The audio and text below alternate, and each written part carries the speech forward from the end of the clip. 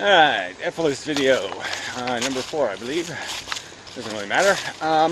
Okay, get through this real quick, the preliminaries. Yeah. Alright, the universe exists, Big Bang, Smig Bang, doesn't really matter. Repeats, doesn't matter. What we do know is it's a physical process. It's quantum of energy that, coalesce, combine, and as slowly as the process of the universe continues, they will, particulate into photons once again. Maybe the whole thing collapses and explodes again. Whether it was because there's a flaw in the universe, an error, a compounded error, like 59 zillion errors, and you finally get to this big a mess, these errors compound, who knows? I just don't think it matters to any kind of philosophical conversation, because the one big question we have an answer to, and that is nothing made it. It's not creation. It's not something poofed, because there'd be nothing to poof it, because we'd have to explain where the poofter came from. No pun intended. Anyway, so yeah, does this evolution thing matter? Does. And so the physics, the atomic structure turns into chemical structure. The elements combine, create compounds. Then sometimes compounds get really funky. They do strange things. And one compound, as far as we know, on planet Earth, did that 4 billion years ago or so. And it's our direct ancestor. Single cell reproduced itself. And its reproduction, its child, reproduced itself. And the game was on.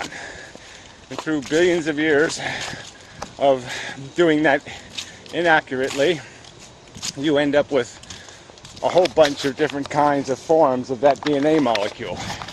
Some live long, some live short,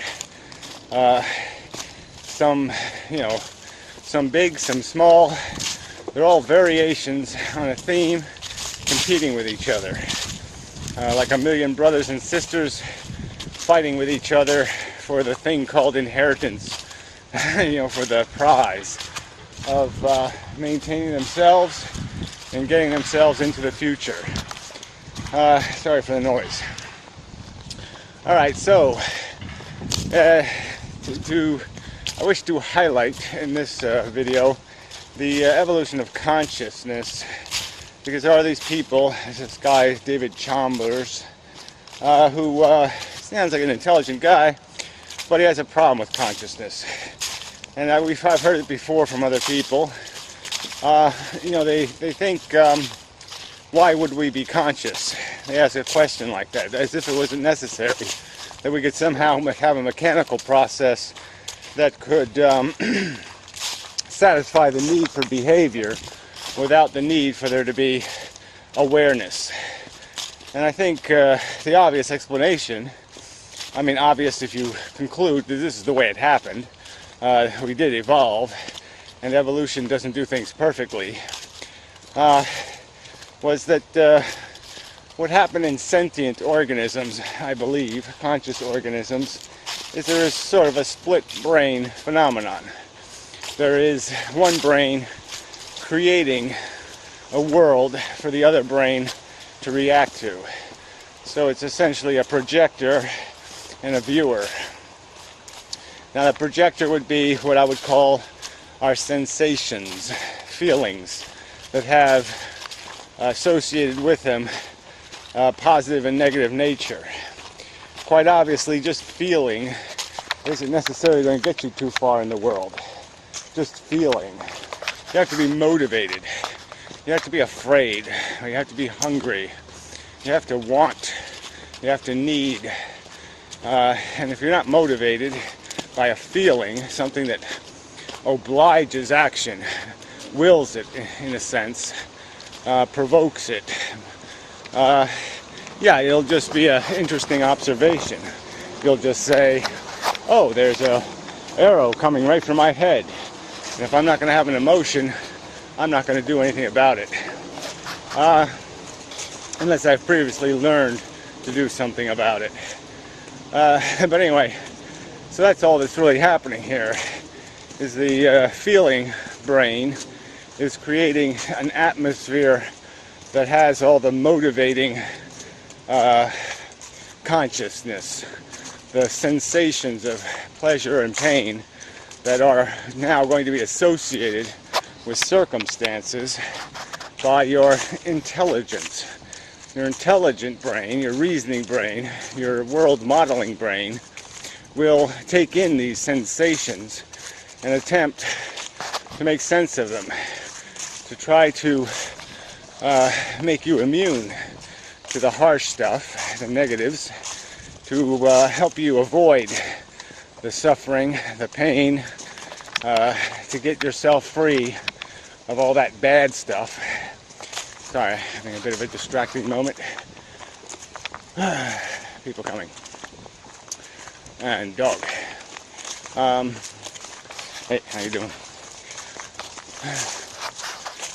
So yeah, you know, that's it, but that's what's basically happening, is your brain is more than one brain, really. And the evolved, I would argue, the feelings have to, the thinking actually has to come first, because what's the point of feeling if there's nobody viewing?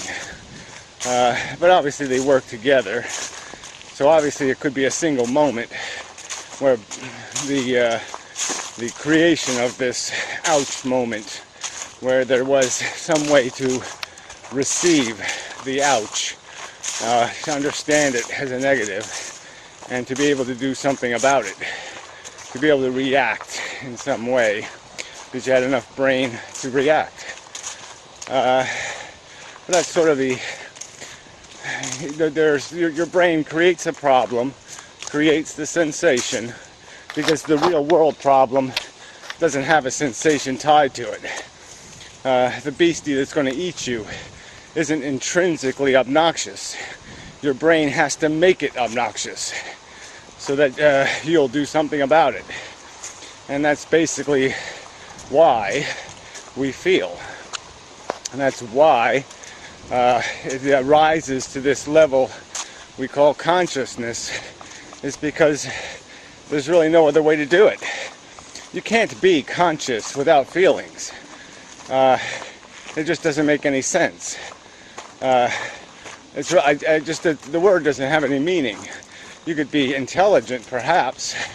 You could be a thinking machine, but without the feeling, it would fall way short of being anything.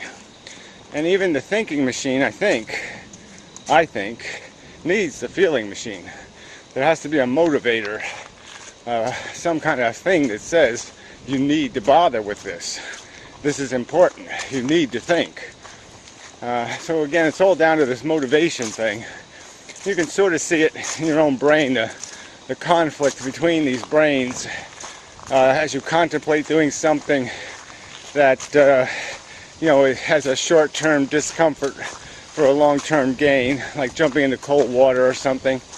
And you'll have that apprehension moment where there's negotiation going on, where your brain is attempting to deal with its automatic reaction, which is bad sensation, run away, don't do it.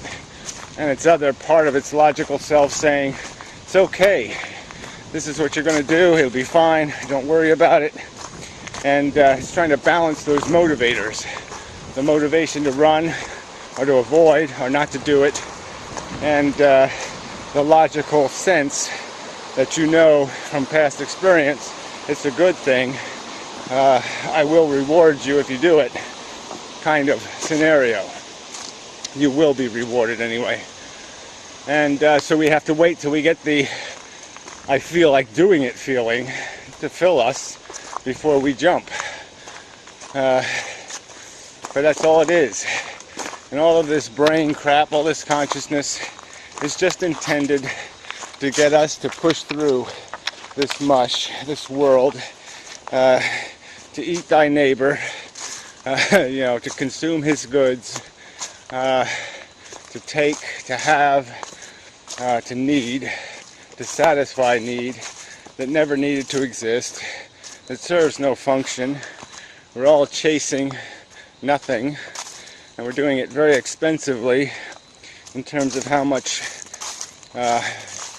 conscious discomfort we are causing and allowing to exist to accomplish nothing. Oh, fuck. Somebody here on my working day. Damn it. That's not good. So, till next time. That don't go very well. I'll be dealing with new people.